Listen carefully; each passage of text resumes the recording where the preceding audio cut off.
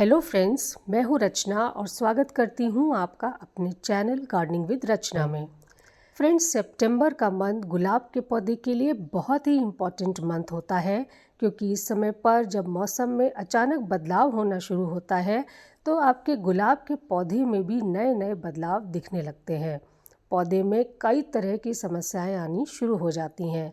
तो ऐसे में बहुत ज़रूरी हो जाता है कि आप अपने गुलाब के पौधे की सही तरीके से देखभाल करें, कुछ ज़रूरी काम अपने पौधे में करें और कुछ बहुत ज़रूरी बातों का ध्यान भी रखें, ताकि आपके पौधे में कोई भी समस्या ना आए, आपके पौधे ख़राब होने से बचे रहें और फिर आने वाली सर्दियों में खूब बढ़िया फ्लावरिंग भी करें। जैसे कि आप देख सकते हैं फ्रेंड्स, अभी सितंबर मंथ में मेरे गुलाब के पौधों की कैसी हालत हो गई है। ऑलमोस्ट सभी पौधों की पत्तियां झड़ चुकी हैं, बस पतली पतली सी ब्रांचेस भर रह गई हैं। हाँ, कुछ ब्रांचेस में थोड़ी बहुत नई पत्तियां निकली हैं और छोटी छोटी सी कलियां भी खिल रही हैं, पर ओवरऑल पौधे में बिल्कुल भी जान नहीं बची है। एकदम सूखे सूखे से पौधे दिख रहे हैं। ऐसा इसलिए है फ्रेंड्स, क्योंकि सितंबर के महीने में भी गुलाब के पौधे डोरमेंसी में ही रहते हैं।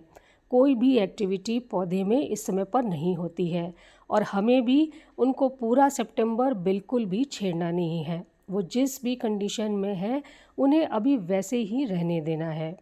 इस समय पर हम सिर्फ गुलाब की मिट्टी पर ही काम करेंगे। लगातार लंबी बारिश झेलते झेलते गुलाब के पौधों में फंगस, कीड़े मकोड़ों का अटैक बहुत ज़्यादा बढ़ जाता है। फंगस लगना तो सबसे कॉमन प्रॉब्लम बरसातों में गुलाब के पौधों में देखने को मिलती है। तो इसलिए अभी सितंबर में हम पौधों पर काम नहीं करेंगे, हम सिर्फ गुलाब की मिट्टी पर ही काम करेंगे। सिर्फ पौधे को बचाए रखने पर ही हमारा फोकस होगा। तो आज की वीडियो में मैं क्लियरली आपके साथ शेयर करूंगी कि कौन कौन से काम आपको सितंबर मंथ में अपने गुलाब के पौधों में करने हैं और कौन कौन से काम बिल्कुल भी नहीं करने हैं, वरना आगे आने वाली सर्दियों में आपको अपने गुलाब के पौधों में बिल्कुल भी अच्छे रिजल्ट्स नहीं मिल पाएंगे। ना ही पौधे में अच्छे से ग्रोथ आ पाएगी और ना ही बढ़िया फ्लावरिंग भी आपको मिलेगी। तो चलिए वीडियो को शुरू करते हैं और सबसे पहले बात करते हैं कि हमें अभी इस समय पर अपने गुलाब के पौधे में कौन कौन से काम ज़रूर से बिना स्किप किए कर लेने हैं। जिसमें सबसे पहला काम है कि आपको अपने पौधे की मिट्टी की अच्छे से साफ़ सफाई कर लेनी है। अगर इसकी मिट्टी में कोई घास खरपतवार वगैरह निकल आई हैं तो उन्हें आप रेगुलर बेसिस पर मिट्टी में से हटाते रहें। इसका आपको विशेष ध्यान रखना होगा फ्रेंड्स, वरना ये अगर मिट्टी में ऐसे ही ग्रो होती रहती हैं तो ये मिट्टी में से सारे पोषक तत्वों को ले लेती हैं और नतीजा ये होता है कि आपके गुलाब के पौधे की ग्रोथ बहुत ही कम हो जाती है। दूसरा कि इस समय पर आपके पौधे में जो भी इन्फेक्टेड पत्तियां हैं, जो भी पीली पत्तियां हैं, उनको समय समय पर हटाते रहना है। फ्रेंड्स, आपको इन इन्फेक्टेड पत्तियों का और पीली पत्तियों का मिट्टी में गिरने का वेट नहीं करना है। जैसे ही आपको अपने पौधे में ऐसी पत्तियां दिखें, उन्हें तुरंत ही पौधे पर से तोड़कर हटाते रहें।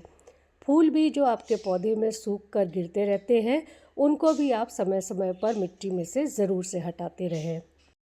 ये एक बहुत ही छोटा सा काम तो ज़रूर है फ्रेंड्स, पर बहुत ही इम्पॉर्टेंट काम है, क्योंकि गुलाब के पौधे में फंगस की समस्या बहुत जल्दी लग जाती है और अगर आप इन पत्तियों को मिट्टी में से नहीं हटाएंगे तो निश्चित है कि ये मिट्टी में गिर गिर कर धीरे धीरे फंगस बना देंगी और जड़ों को ख़राब कर देंगी और आपका अच्छा खासा पौधा भी ख़राब हो सकता है।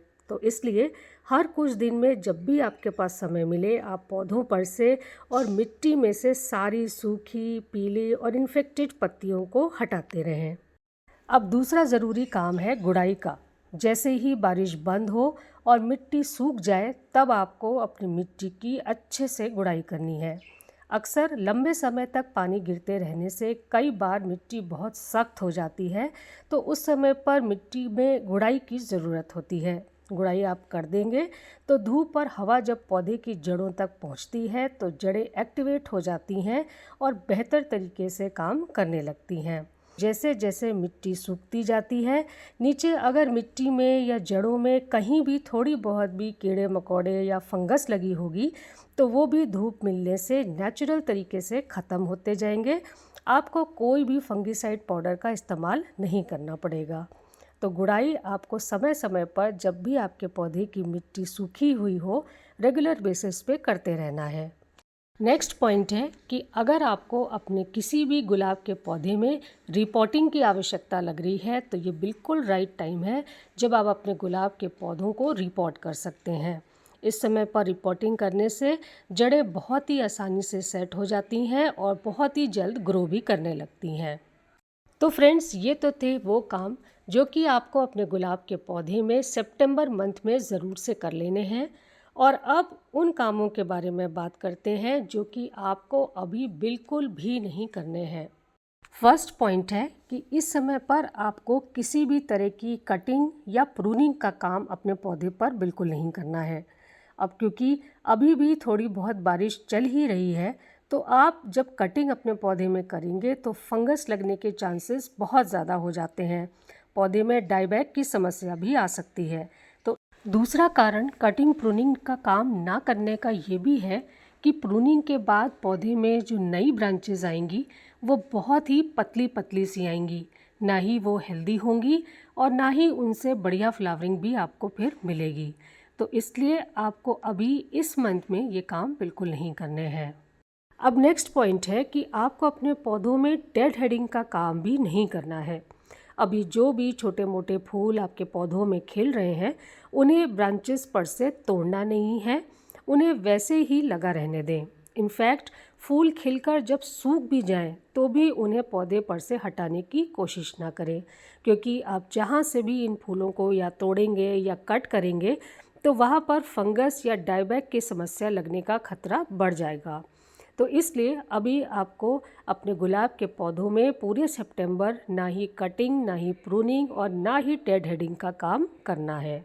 अगर खाद की बात की जाए तो अभी पूरे सितंबर हमें अपने गुलाब के पौधों में किसी भी टाइप की कोई भी खाद नहीं देनी है, क्योंकि हमारे पौधे अभी सेमी डोरमेंसी पीरियड में हैं, अभी रेस्ट पीरियड में हैं। तो ऐसे समय में कोई खाद पौधों को नहीं देनी चाहिए।